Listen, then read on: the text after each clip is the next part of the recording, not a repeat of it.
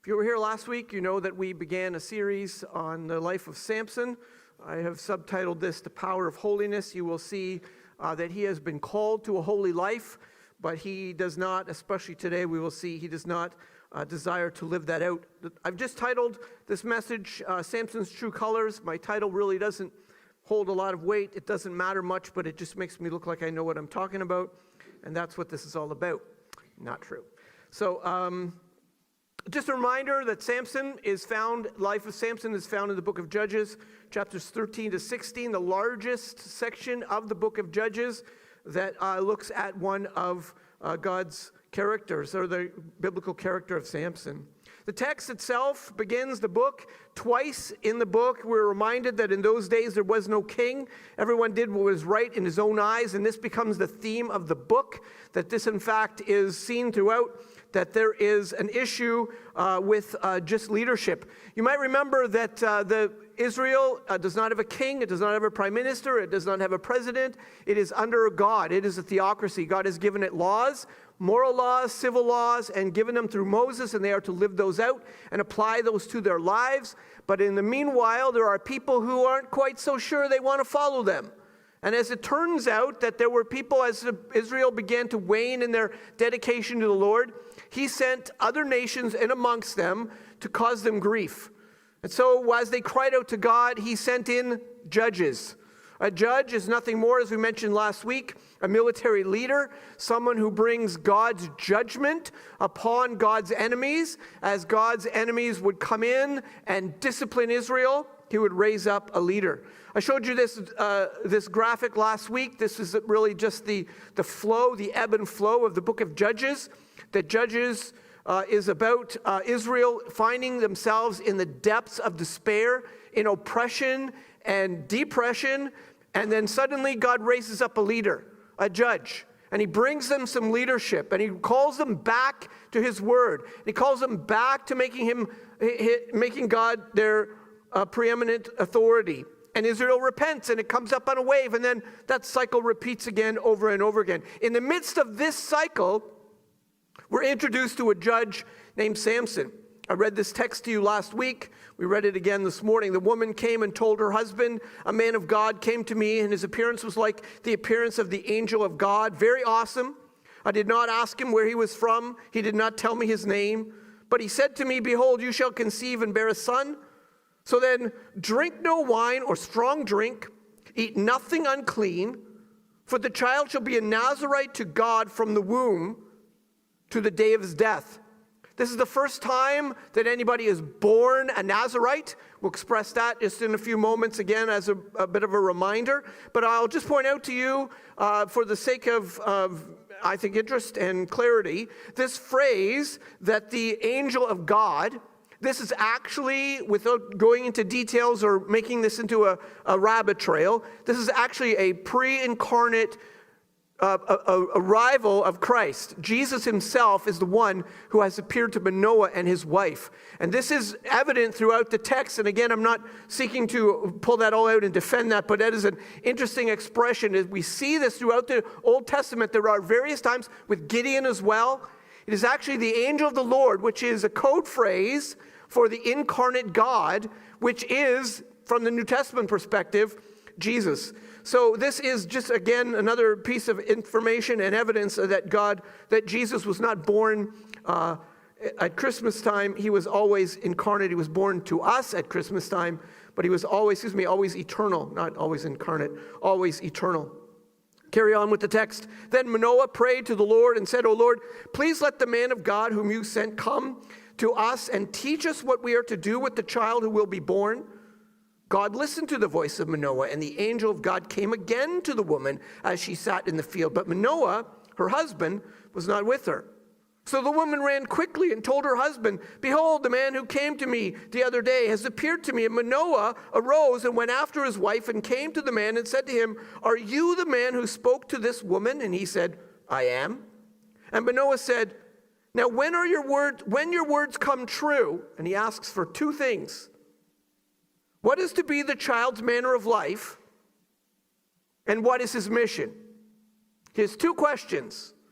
What is to be the manner of this child's life? And secondly, what are we supposed to do with this kid? What's his future? Here's the answer that he receives, because he answers neither one of these questions. The angel of the Lord said to Manoah, "Of all that I said to the woman, let her be careful. She may not eat of anything that comes from the vine, neither let her drink wine or strong drink or eat anything unclean. All that I commanded her, let her observe." His answer is, take care of your wife. His answer is, she's your responsibility. I've already told her what she needs to do. Make sure she does it. Now, there's a measure of curiosity within Manoah and within his wife, who's not named, and they begin to question and even wonder themselves, what is this child to be? Now, I know this is a bit of review from last week, but this is all important to where we're going to land this morning. But the answer to the question that Manoah asked, two questions, came already to the woman in chapter 13, verse 5. For behold, this is when the child is announced, behold, you shall conceive and bear a son, no razor shall come upon his head, and the manner of his life shall be, he shall be called a Nazarite to God from the womb, and his mission he will begin to save Israel from the hand of the Philistines. So the woman knows that there is something significant about this child. And the husband Manoah is reminded that this woman is to keep careful account. Make sure she doesn't do anything untoward, because this child is to be a Nazarite from birth. Now, I mentioned this last week, but I know we shift and not everybody was here Thanksgiving weekend and all the rest, and sometimes we have visitors. So pardon a bit of repetition here this morning, but this is important to where we land. Again, a bit of review. The word Nazarite comes from the Hebrew word nazar. It means to consecrate, to dedicate. It means to separate. It is a vow that was made in Numbers chapter 6, and it was a 3-part vow. Everybody could volunteer, anybody could volunteer, male or female, to this vow, and it was in regards to these 3 separations. You would separate yourself from all products of the vine. You would not cut your hair during the period of your vow, and you would not touch the dead. And again, these 3 things were part of this vow. It was voluntary and it was temporary. But here we now have, for the first time ever, someone is told, the angel of the Lord comes and tells this man and this woman, barren woman, you're going to have a child, and this child from birth, he doesn't have a choice. This is not voluntary on his part. In fact, you are going to make sure that this child is raised as a Nazarite. Make sure that this becomes an aspect of his life. This is important. Now again, repetition, but for the sake of clarity, what do these vows mean? What is this about? If you remember when the spies went into the promised land in Numbers 13, they went in to scope out to see if the land was worthy of living in, and if the enemy could be taken. And they brought back a sample of the produce of the land. What did they bring back? They brought back a cluster of grapes that was so large, it was on a pole between 2 men on their shoulders.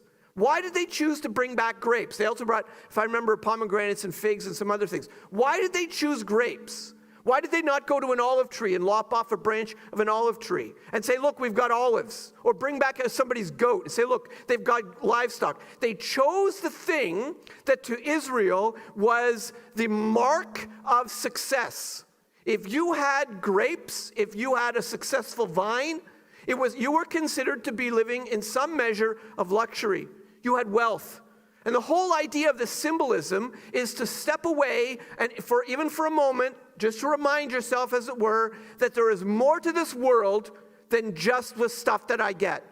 There is more important things than my wealth. There is more important things than my retirement fund. There is more important things than my property, than my vacation, than my boat, than whatever you own. This was the premise of it, to cause people to step back and acknowledge that God is actually in control of all things and blesses me with all things. And in the meanwhile, you don't cut your hair, because you're now going to stand out, to look different, to refrain from the ordinary routine of this part of your life.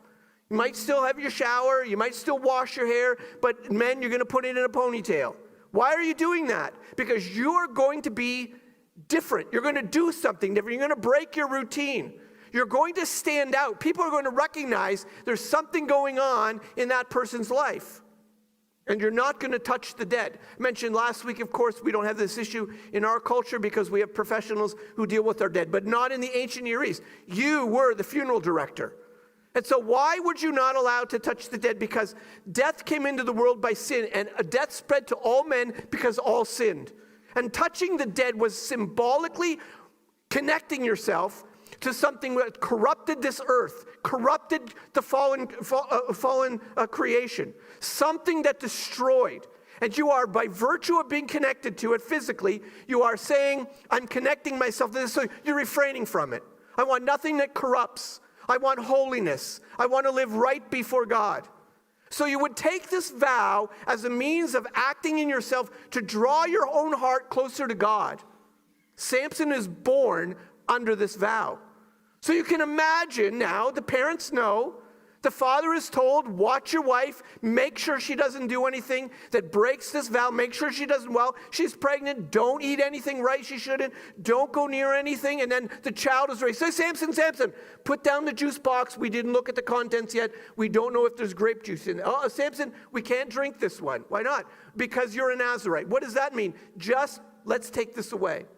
Samson, check your butter tart. Does it have any raisins in it? Samson, hold on. Don't go playing with your friends. We don't know if they've been unclean and been to a funeral and you can't touch them. Samson, don't touch the dog. Don't touch the bird. It died in the yard. Don't go near it. Why? You're a Nazarite. What does that mean? So Samson is raised his entire life with this notion, continually reminded. His parents are making sure he looks weird. By the time he's a young adult, he has hair like, what does he look like? The mane of a lion for all we know. There is something different about this child.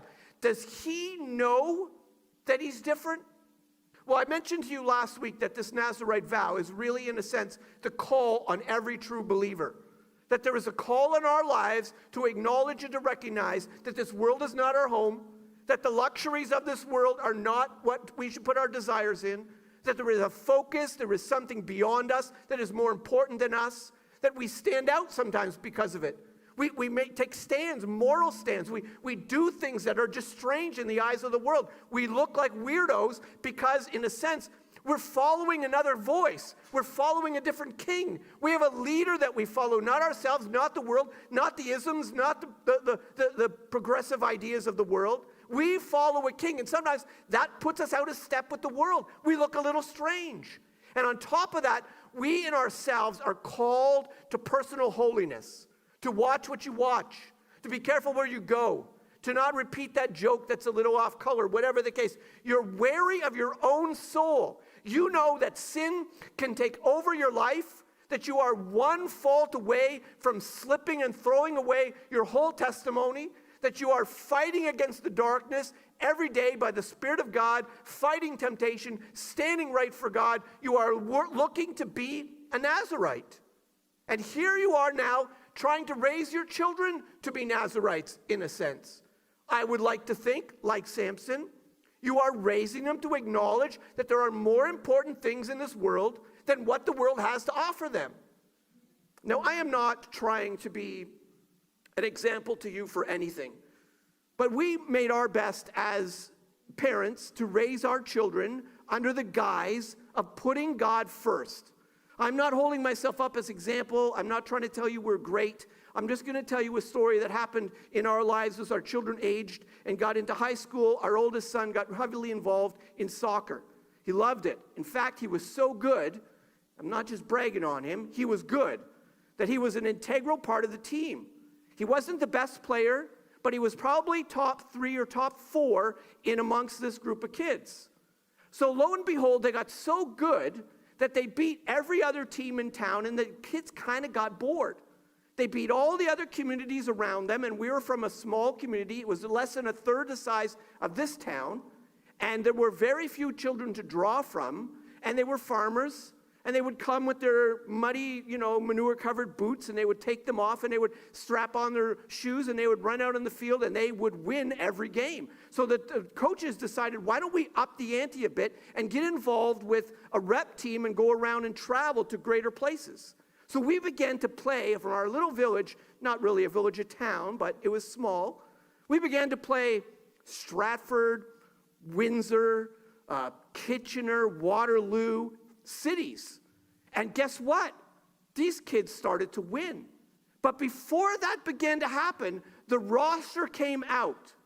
And they began to see that many of the games were called to be played on a Sunday. Now, I don't want to sound like a legalist. You can call me what you will. You can label me how you want. It doesn't matter to me because it's not a legalistic decision on my part. But I sat my son down and I said, you know what? We're a Christian family and we want God to be first in our lives. It's not about the fact that it's wrong to play sports on a Sunday. I'm not saying that. But we want our family to be in church. And these games are scheduled for 11 o'clock on Sunday morning or 12 o'clock to be in Kitchener. We can't do that. We won't be able to be in church and be at the game. We have to skip church. We're not going to do that. We're just not. So you are going to have to miss the games. Well, that was a panic. The whole team panicked because my son was good enough on this team that it would actually perhaps jeopardize whether or not they'd win. Just because. So it turns out that there was also another Christian family on the team who, apart from us, entirely separate from us, made the same decision. Maybe different reasons, I have no idea. But it turns out that this family had the kid who was the #1 goal scorer on the team. This kid was hot. It was fascinating to watch them. They were just teenagers. There was no dream of becoming famous. It wasn't about big leagues. It was about children, older children, young adults-ish, just having fun. And it was fun to watch them have fun. They were good. So it turns out, Nicano, that's his name, he comes and tells Nathan, our son, I'm not playing next week because it's on a Sunday. And Nathan says, that's fantastic. I'm suddenly not the weirdo here. So, because they were all nervous, we're going to have to go to the coach. We have to tell, I can't go, I have to go to church.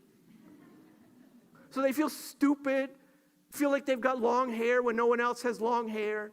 They just feel like this, ostracized and you're going to be made fun of. I'm like, Nathan, this is what it means. You're going to stand up and stand up. I'm just trying to help them. How do you develop your children to love God and put him first? And again, I'm not telling you that if you're doing different than me, then you're wrong. Still, for us in the moment, this is what we chose to do. Turns out that the coaches recognized that these players were so important that they actually went to the people who were in charge of the entire event and said, our town would like to not play any games on a Sunday. And they said, okay. So it turns out the entire league shifted because two families said, we'd like to put God first. Now, I told our son before we did this, I said, I know this is embarrassing. I know you're going to feel awkward. I know this makes you feel weird, but I got to say this. God will honor your decision to put him first. I don't know how, but God will honor your decision to put him first. You might be a weirdo, but just lean on God. Let's just see what happens. First surprise was that they had all their games shifted. Now, it did mean sometimes we had to play 2 games on a Saturday. So what? They never played on a Sunday. We didn't. The other teams did. Whatever they did, I don't know. Here's the other kicker. They won nearly every game they played. And here's the best part. They won the championship of the entire... Now, nobody cares. Didn't go in any history books. Nobody got a medal. But these kids knew. These kids knew that they had reached a level, and what the fun thing was as parents were watching these city kids with their very expensive uniforms and shiny cleats, and then these farmer boys who were just like jumping out of a tractor and running across the field and kicking a ball around like they're, I think so, and we beat them. That was fun. But here's my point. We just had to make it. Are you going to raise your children to be Nazarites? Have you been raised to be a Nazarite? Is it in your mind to recognize that there are more important things in this world than the things that satisfy you, the things that gratify you? Is God first with you? Well, he wasn't with Samson. Because we read in this book, the woman bore a son, called his name Samson, which, by the way, means sun, like sun in the sky. Samson, the young man, grew. So he's now approximately 20, we perceive. And the Lord blessed him. The Spirit of the Lord began to stir him in Mahanadan between Zorah and Eshtaol. Geography we'll not get into this morning, but that's helpful if you want to understand the location of the Philistines and Israel. Samson went down to Timnah, chapter 14, verses 1 and 2. Samson went down to Timnah, and at Timnah he saw one of the daughters of the Philistines. Then he came up and told his father and mother, I saw one of the daughters of the Philistines at Timnah. Now get her for me as my wife.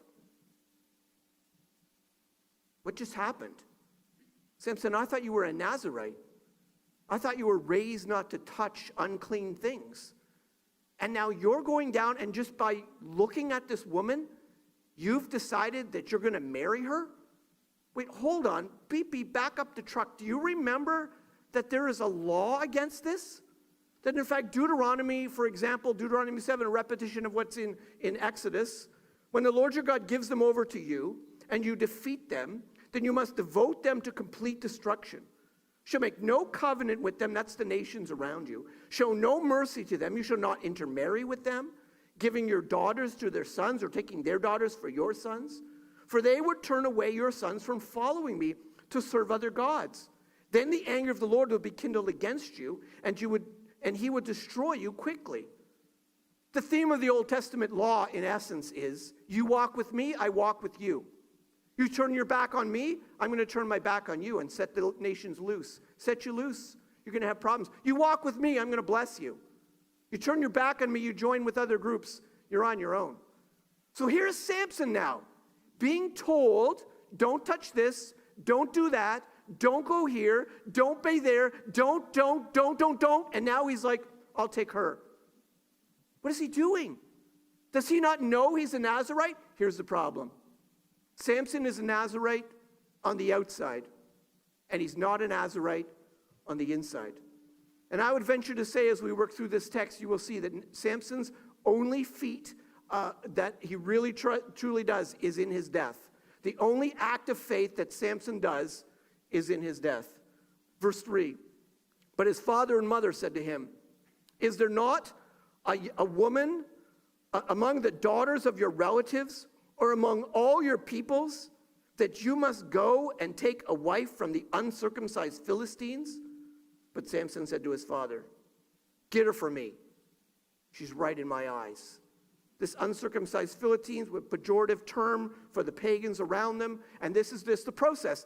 We don't do this in our culture, in Canada at least, to measure, generally speaking. We don't ask our parents to go, but that's how it worked in the ancient East. Your parents would meet their parents, they'd strike a deal. There would be some sort of a contract between the two families, and you would give your children to each other. So he's just going through process. I can't do this on my own. I need your help. You go and do this. And here they are, parents who've been raising this child, who know what he's supposed to be and what he's supposed to do, and they're not sure what to do with this.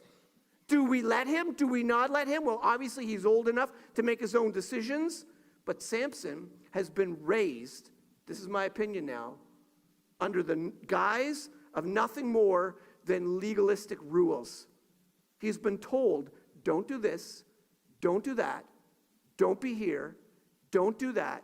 And can I remind you that this is just an example? Legalism kills, it stifles, it never builds up, it never produces authentic Christianity in someone, it never produces a heart that wants to love God, it never produces a heart that wants to do right, it never produces a heart that hungers after holiness. It becomes just a weight and a burden. I'm not allowed to do that. I can't do that. I'm not allowed to play on the sun. I have to sit on my bed. I'm not allowed to. I can't do that. I'm not. Why? I don't know. I don't know. I don't know. And kids don't even have a reason for it. And if you can't express to them and express to the next generation that there is a reason for holiness, There is a reason for separation. There is a desire for separation. Where do you think the Amish come from? They come from a background, if you know the Amish, they live without electricity. They have horse and buggies, among other things. Look them up if you're curious, if you want to know more. And they base it entirely on a desire to separate from the world. They have this nugget of truth that separation brings holiness, that separates. There's something godly about this. There's something beautiful about this. But what does it become for them? Nothing but rules. So happens, I'm not trying to be pejorative to them as a people group. My in-laws, my family live in the heart of Amish country in Lancaster County. And if you want to see hypocrisy, you should drive around up and down the streets and watch what they do. It is riotous. They're not allowed to have a telephone, but they have a little tiny booth at the end of their driveway. Guess what's in that booth? It's a telephone, but it's not quite on their property, so it's okay. Who pays the phone bill? Well, let's not talk about that. Whose phone is that? It's not mine. It's not on our house. We put it on the public part here by the pole. What is that? It is rule keeping. By the way, they don't have phones like that anymore. Now they have cell phones. Why? Because there's no wires. So they're not connected to anything, so it's okay. How are you not connected? It is entirely rule-based religion that desires holiness based on rules. That's Samson's life. And he has chosen to live as the guise. And you'll notice as we work through the text, not so much this morning, how many secrets he has from his parents.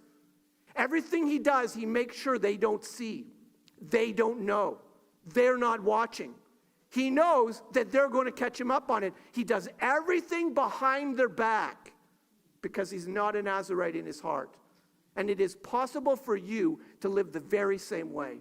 To somehow think that because you've got some do's and don'ts, because you've got some rules in your head, because you whatever, and somehow this brings you holiness. Avoiding things does not bring holiness. If that was true, the prisoner in solitary confinement would be more holy than we are. He doesn't even get to watch television. He doesn't even anything. It's not about being separated physically. It's about being separated internally. My heart desires holiness is the essence. My heart desires to be separated. That's true holiness, seeking after God. Now here's an interesting verse. I need to put a bow on this. His father and mother did not know that it was from the Lord, for he was seeking an opportunity against the Philistines. At that time, the Philistines ruled over Israel. If you remember, I mentioned last week that the Philistines are not ruling over as a military might who are coming in with military force and soldiers and swords and shields and all the rest and chariots. They're not. They're assimilating. They're coming in slowly. So what is God doing? He's like, okay, we can play your game.